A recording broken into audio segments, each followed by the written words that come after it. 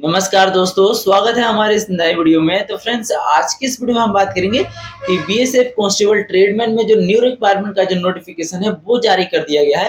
तो इसमें आप फॉर्म को कैसे फिल करोगे कि आपसे किसी भी प्रकार का मिस्टेक ना हो फॉर्म को फिल करने में। तो वीडियो को आपको लास्ट तक जरूर देखना है। वीडियो अगर आपको जरा सा भी हेल्पफुल लगी तो वीडियो को अपने दोस्तों में जरूर शेयर करिएगा। और आपने अभी तक हमारे चैनल को सब्सक्राइब नहीं किया है तो चैनल को सब्सक्राइब जरूर कर लीजिएगा।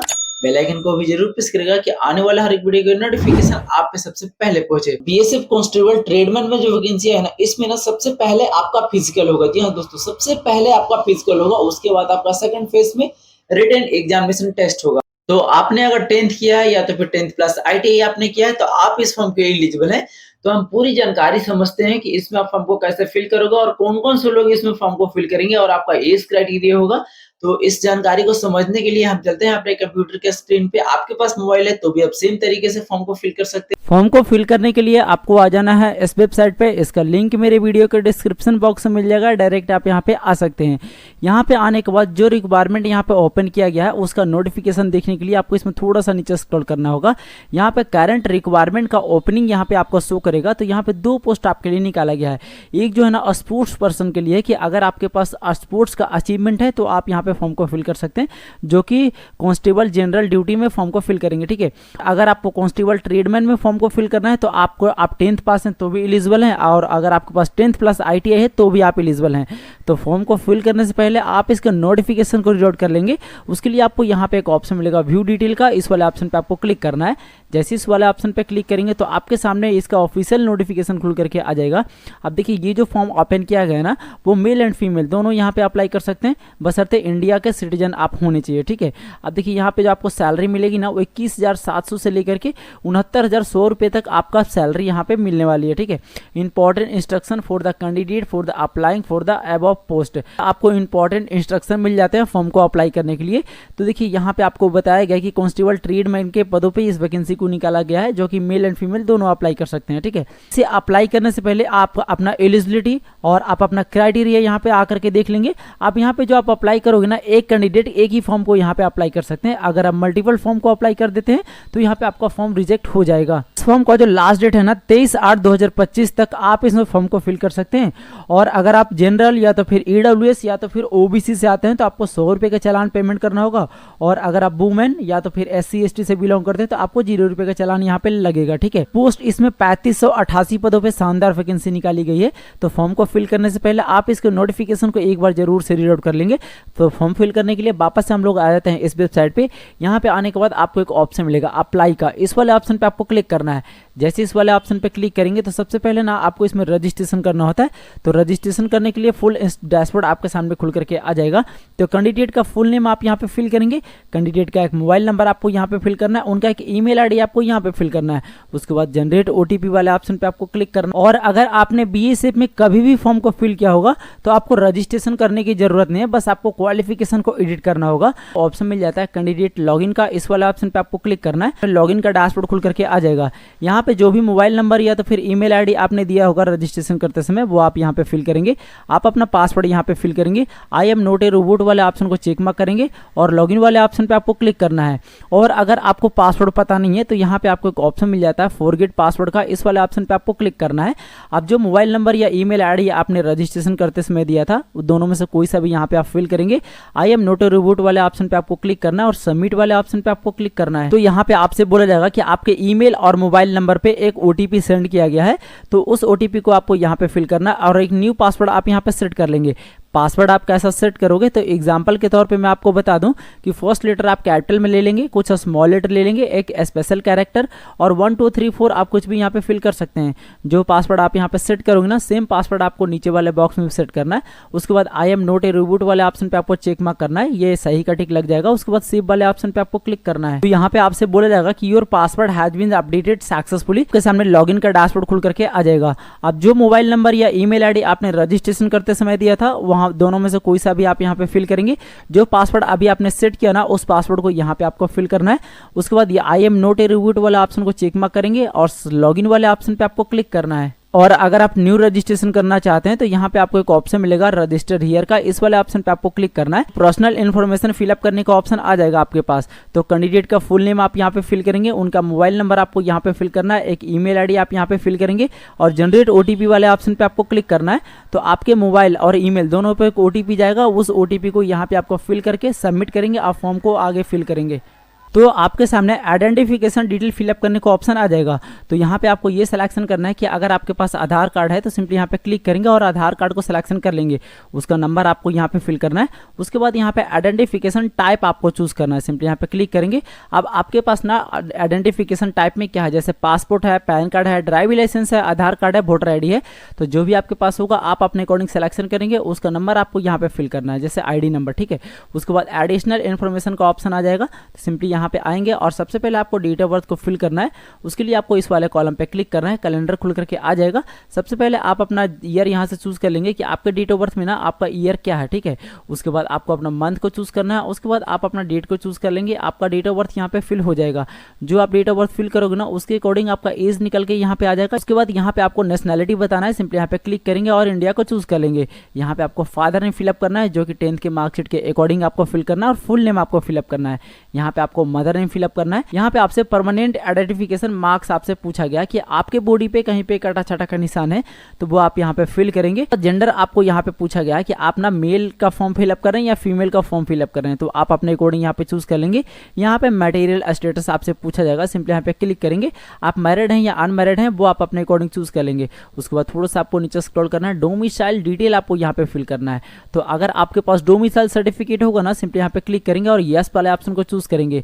अब आपका जो डोमिसाइल है ना वो किस स्टेट से इशू हुआ, मतलब आप किस स्टेट के रहने वाले हैं वो आपको यहीं पे चूज कर लेना है कि जिस स्टेट से आपका डोमिसाइल इशू हुआ होगा, जाहिर सी बात है कि आप उसी स्टेट के रहने वाले होंगे। सिंपली यहाँ पे आप अपने स्टेट को चूज कर लेंगे। उसके बाद डोमिसाइल सर्टिफिकेट का सीरियल नंबर आपको यहाँ पे फिल करना है। थोड़ा सा आप नीचे स्क्रॉल करेंगे, कैटेगरी डिटेल आपको यहाँ पे फिल करना है। तो सबसे पहले आपको धर्म बताना है कि आप ना किस धर्म से बिलोंग करते हैं, सिंपली यहाँ पे क्लिक करेंगे। आप जो भी धर्म से आप बिलोंग करते होंगे आप अपना धर्म को चूज कर लेंगे। यहाँ पे आपको कैटेगरी चूज करना है कि आप ना कौन से कास्ट से बिलोंग करते हैं, जैसे जनरल, SC, ST, OBC या EWS, आप अपने अकॉर्डिंग चूज करेंगे। अगर आप जनरल चूज करते हो ना तो यहाँ पे आपको कास्ट सर्टिफिकेट का डिटेल फिलअप करने को ऑप्शन हट जाएगा। और अगर आप SC, ST, OBC या EWS हैं तो यहाँ पे आपको कास्ट सर्टिफिकेट डिटेल यहाँ पे फिल करना होगा। तो सबसे पहले आपको कास्ट सर्टिफिकेट का नंबर यहाँ पे फिल करना है, जो कि इसी प्रकार से आपको फिलअप करना है, ठीक है। यहाँ पे इशू ऑफ द स्टेट, मतलब किस स्टेट से आपका कास्ट सर्टिफिकेट इशू हुआ उसको आपको यहाँ पे चूज कर लेना है। यहाँ पे कास्ट सर्टिफिकेट आपका किस डिस्ट्रिक्ट से इशू हुआ उस डिस्ट्रिक्ट का नाम आपको यहाँ पे चूज करना है। यहाँ पे आपको कास्ट सर्टिफिकेट इशू अथॉरिटी, मतलब आपका ना कौन इशू किया, जैसे आपका तहसीलदार से इशू हुआ है या तो फिर डिस्ट्रिक्ट मजिस्ट्रेट से, जहाँ से भी आपका इशू हुआ है आप अपने अकॉर्डिंग यहाँ पे चूज कर लेंगे। उसके बाद कास्ट सर्टिफिकेट का इशू डेट आपको यहाँ पे फिल करना है। यहाँ पे क्लिक करेंगे, कैलेंडर खुल करके आ जाएगा, आप अपने अकॉर्डिंग यहाँ पे चूज कर लेंगे, ठीक है, कि आपका इशू डेट क्या है। उसके बाद मोड ऑफ रिक्वायरमेंट आपको यहाँ पे चूज कर लें, सिंपली यहाँ पे क्लिक करेंगे। 4 ऑप्शन आपके सामने खुल करके आ जाएगा कि BSF डिपार्टमेंटल अगर आप हैं, या तो फिर गवर्नमेंट एम्प्लॉय है, या तो फिर अदर देन BSF में है, या तो फिर एक सर्विसमैन है, तो आप चूज करेंगे। नहीं तो आपको नॉर्मली अगर जनरल आदमी आप फिलअप करें तो डायरेक्ट एंट्री वाले ऑप्शन को आपको चूज कर लेना है। उसके बाद थोड़ा सा आपको नीचे स्क्रॉल कर आपको सब कैटेगरी रिजर्वेशन बताना है। तो सबसे पहले आपसे विकलांगता पूछा जाएगा, सिंपली यहाँ पे क्लिक करेंगे और नो को चूज कर लेंगे। उसके बाद एक्स सर्विसमैन का डिटेल आपको फिलअप करना है, सिंपली यहाँ पे क्लिक करेंगे और नो को चूज कर लेंगे। उसके बाद डिपार्टमेंटल आपसे यहाँ पे पूछा गया है, सिंपली यहाँ पे क्लिक करेंगे और नो को चूज कर लेंगे। उसके बाद आपको सेव नेक्स्ट वाले ऑप्शन पे क्लिक करना है। जैसे आप सेव नेक्स्ट वाले ऑप्शन पे क्लिक करेंगे तो आपका पर्सनल डिटेल है वो सक्सेसफुली सेव कर लिया जाएगा। अब आपको यहाँ पे एड्रेस डिटेल फिलअप करना होगा। तो जो भी आपका परमानेंट एड्रेस होगा ना आप इस प्रकार से फिलअप करेंगे। सबसे पहले आप अपना विलेज फिलअप करेंगे, उसके बाद पोस्ट ऑफिस, उसके बाद PS, ठीक है। उसके बाद एरिया पिन कोड आपको यहाँ पे फिल करना है। उसके बाद स्टेट आपको यहाँ पे चूज करना है कि आप ना किस स्टेट के रहने वाले हो। सिंपली यहाँ पे क्लिक करेंगे और आप अपना स्टेट को चूज कर लेंगे। जो आप स्टेट चूज करोगे उसके अकॉर्डिंग आपका डिस्ट्रिक्ट आ जाएगा। आप अपना डिस्ट्रिक्ट का नाम यहाँ से चूज कर लेंगे सर्च करके। उसके बाद विलेज या सिटी का नाम आपको यहाँ पे फिल करना है। उसके बाद पुलिस स्टेशन आपको यहाँ पे फिल करना है। पोस्ट ऑफिस का नेम आपको यहाँ पे फिल करना है। तहसील आपको यहाँ पे फिल करना है कि आप ना किस तहसील के रहने वाले हैं, मतलब आप किस ब्लॉक के रहने वाले हैं। उसके बाद थोड़ा सा आपको नीचे स्क्रॉल करना है। यहाँ पे आपसे क्रॉसपोंडेंट एड्रेस पूछा गया है। तो अगर आपका परमानेंट एड्रेस और क्रॉसपोंडेंट एड्रेस दोनों सेम होगा तो यहाँ पे आपको चेक बॉक्स मिलेगा, इसे आप चेक मार्क करेंगे, ये ऑटोमेटिकली फिलअप हो जाएगा। और अगर आपका इसमें कुछ डिफरेंट है तो आप इसको चेक मार्क नहीं करेंगे, इसे आप दोबारा से फिलअप कर लेंगे, वो आप अपने अकॉर्डिंग देख लेंगे। मैं एग्जांपल के तौर पे आपको बता रहा हूँ। उसके बाद थोड़ा सा आपको नीचे स्क्रॉल करना है। सेवन नेक्स्ट वाले ऑप्शन पे आपको क्लिक करना है। तो आपका जो एड्रेस डिटेल है ना वो भी सक्सेसफुली सेव कर लिया जाएगा। अब आपको अदर डिटेल यहाँ पे फिलअप करना है। तो सबसे पहले आपको ये बताना है कि अगर आपके पास एनसीसी है तो आपको यस पे क्लिक करके एनसीसी सर्टिफिकेट का डिटेल आपको यहाँ पे फिल करना है कि आपके पास ना कौन सा एनसीसी सर्टिफिकेट है, ठीक है। और अगर आपके पास एनसीसी नहीं है, सिंपली आपको नो को चूज कर लेना, ये सारा कॉलम बंद हो जाएगा। उसके बाद आपको यहाँ पे पूछा जाएगा कि अगर आपके पास आप स्पोर्ट्स का अचीवमेंट है तो आपको क्या करना है, यस पे क्लिक करके यहाँ पे आपको डाटा को फिल करना है। और अगर आपके पास स्पोर्ट्स का अचीवमेंट नहीं है, सिंपली आपको नो पे क्लिक कर देना, ये सारा कॉलम बंद हो जाएगा। थोड़ा सा आप नीचे स्क्रॉल करेंगे, फिजिकल स्टैंडर्ड आपसे पूछा गया है, तो आपका हाइट कितना है, आपका चेस्ट कितना है, आपका वजन कितना है, वो सारी चीज़ आप यहाँ पे फिलअप कर लेंगे आप अपने अकॉर्डिंग। मैं एग्जाम्पल के तौर पर फिलअप कर रखा हूँ, ठीक है। उसके बाद यहाँ पे आपको ब्लैक लिस्ट का डिक्लेरेशन देना है। अगर आप पे क्रिमिनल केसेस से या तो फिर गुजरात राइट्स में आप थे या तो फिर जम्मू एंड कश्मीर के रहने वाले, आपको यस वाले ऑप्शन को चूज करके यहाँ पे डिटेल को फिलअप करना होगा, नहीं तो आपको सभी को नो को चूज कर लेना है। उसके बाद आपको सेवन नेक्स्ट वाले ऑप्शन पे क्लिक करना है। ये डाटा भी आपका सक्सेसफुली सेव कर लिया जाएगा। अब आपको क्वालिफिकेशन डिटेल यहाँ पे फिल करना है। तो क्वालिफिकेशन टाइप आपको यहाँ पे बताना है, सिंपली यहाँ पे क्लिक करेंगे और सबसे पहले आपको 10th का डिटेल यहाँ पे ऐड करना है। सिंपली यहाँ पे 10th को चूज करेंगे। उसके बाद 10th का सर्टिफिकेट नंबर आपको यहाँ पे फिल करना है, मार्कशीट का नंबर आप फिलअप नहीं करेंगे, एक चीज आपको ध्यान में रखना है, ठीक है।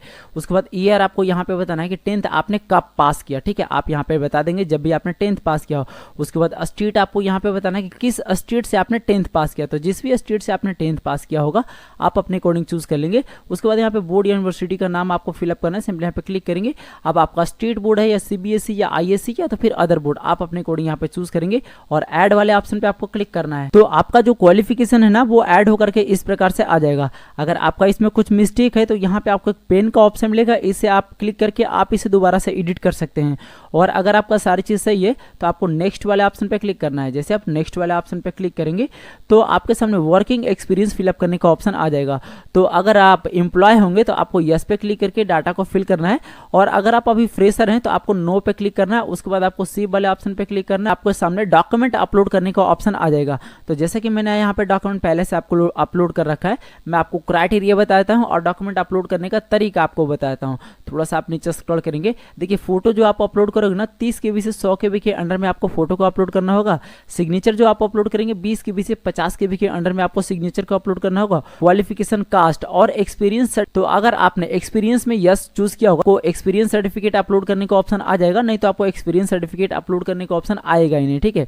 उसके बाद देखिए ये इसका जो साइज होगा ना 30 KB से 100 KB के अंडर में आप अपलोड करेंगे, और जितना भी चीज आप यहाँ पे अपलोड करेंगे ना वो जेपीजी फॉर्मेट में, और जो सर्टिफिकेट आप अपलोड करेंगे जैसे कि क्वालिफिकेशन और कास्ट सर्टिफिकेट आप पीडीएफ फॉर्मेट में आप यहाँ पे अपलोड करेंगे, ठीक है।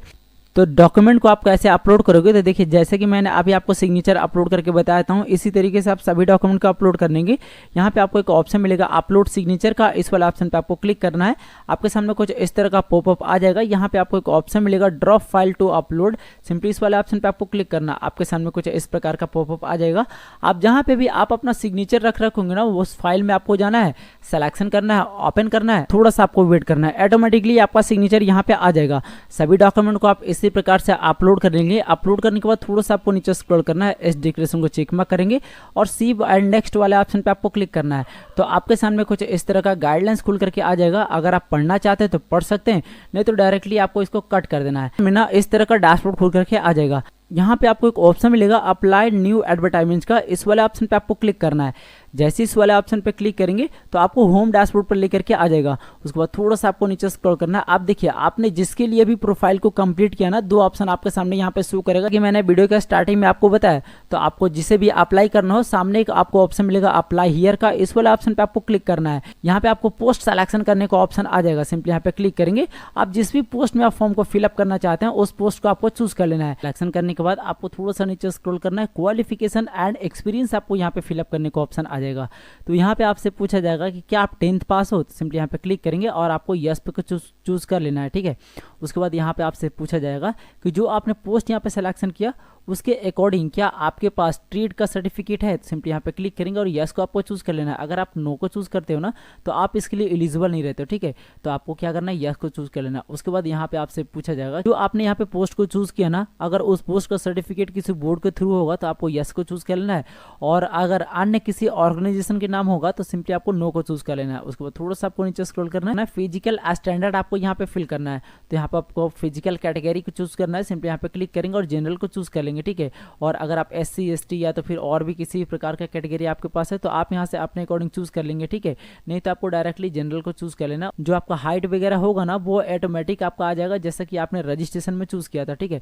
उसके बाद थोड़ा सा आपको नीचे स्क्रॉल करना है, यहाँ पे आपको डोमिसाइल सर्टिफिकेट अपलोड करना है। जो डोमिसाइल सर्टिफिकेट आप अपलोड करोगे ना वो PDF फॉर्मेट में आपका होना चाहिए, विशेष 100 KB के अंडर में आपका होना चाहिए।